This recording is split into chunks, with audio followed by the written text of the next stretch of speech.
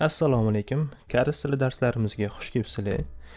O'zimizni ona tilimizdan bilamizki, oddiy gap tuzishda ega, to'ldiruvchi va fe'ldan foydalanamiz va ketma-ketligi ham xuddi shunaqa bo'ladi. Ega, to'ldiruvchi, fe'l. Koreys tilida ham biz bilan grammatikasi, so'zlar tartibi juda ham bir xil, deyarli bir xil, shuning uchun qiyinchilik tug'dirmaydi. Faqatgina siz koreyscha so'zlarni bilsangiz bo'ldi, o'rniga qo'yib gaplarni tuzib ketaverasiz. Misol uchun, gapni birinchi o'zbek tilida yozib ko'ramiz. Men kitob o'qiyman.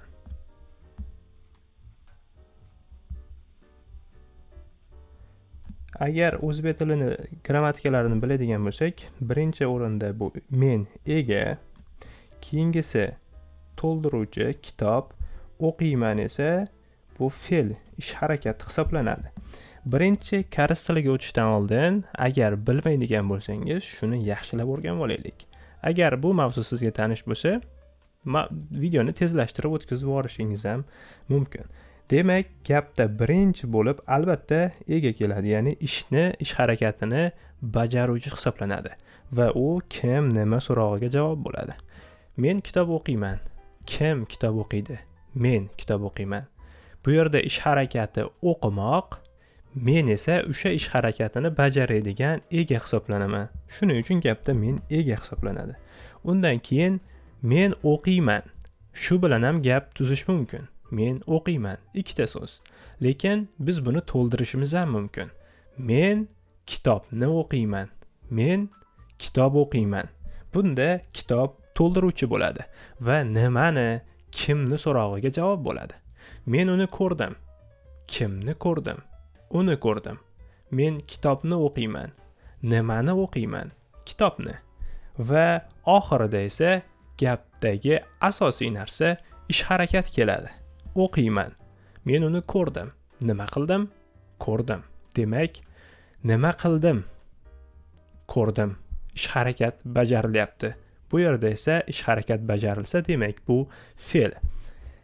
Bu gap strukturasini yaxshilab tushunib oldik. Endi keling shuni tarjima qilamiz. Men koreys tilida chonin. Kitob esa chek. Men chekni, ya'ni kitobni bo'lsa chegil o'qiyman.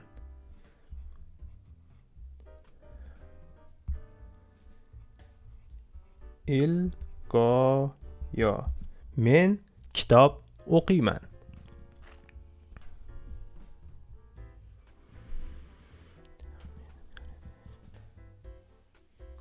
Endi aytaylik, men Koreyada yashayman. Birinchi o'zbek tilida yozamiz.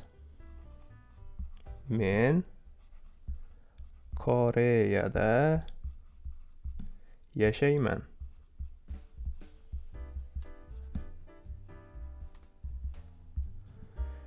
Buni tarjima qiladigan bo'lsak, men nima edi?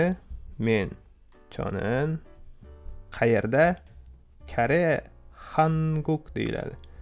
Hanguk esa nima qilaman? Yashayman. Yashash salda, ya'ni sarayo. Endi bu yerda qani kitobni?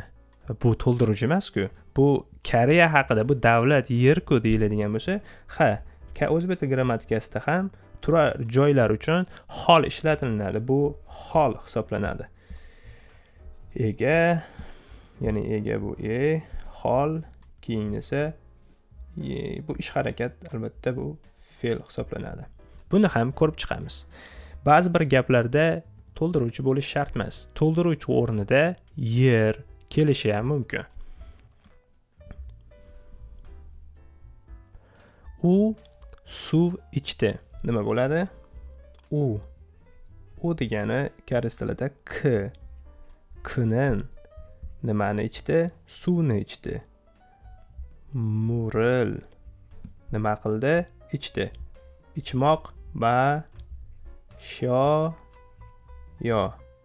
O'zi fe'l ko'rinishi shunchaki shida bo'ladi koreys tilida. Biz buni yo qilib o'zgartirib tashlaymiz. Siz hozir juda ham oson gap tuzish formulasini ko'rib chiqdingiz. Bu yerda k'nin ega, moral esa nimani so'rog'iga javob bo'lganligi uchun to'ldiruvchi, mashyoyo esa fe'l hisoblanadi.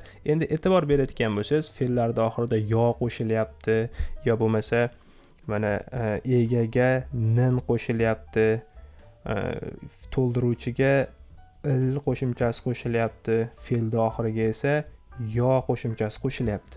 Kelinglar shuni qisqa qilib birma-bir ko'rib chiqamiz. Ega uchun doim gapda in yoki nin qo'shiladi. Aytaylik, agar ega biz aytgandek man degan so'zda cho bilan tugasa, bu o harfi unli hisoblanadi va nin qo'shiladi. Chonin. Agar undosh bilan tugaydigan bo'lsa, unda in qo'shiladi. Chonin. Tushunarli bo'ldi. Endi aytaylik, birinchi gapimizda chegil ilgoyo edi. Bu yerda lil qo'shimchasini endi ko'rib chiqamiz. Bu yerda il yoki lil. Bizning gapimizda nima edi? Chegil. Chek. Oxiri undosh bilan tugasa, il qo'shimchasi qo'shiladi. Birinchisi. Chegil. Endi bu yerda yo qo'shimchasi. Yo ham ikki xil. Oyo yoki ayo hisoblanadi. Endi gapimizda agar o yoki o bo'ladigan bo'lsa, unda ayo qo'shimchasi qo'shiladi. Qolgan holatlarda oyo.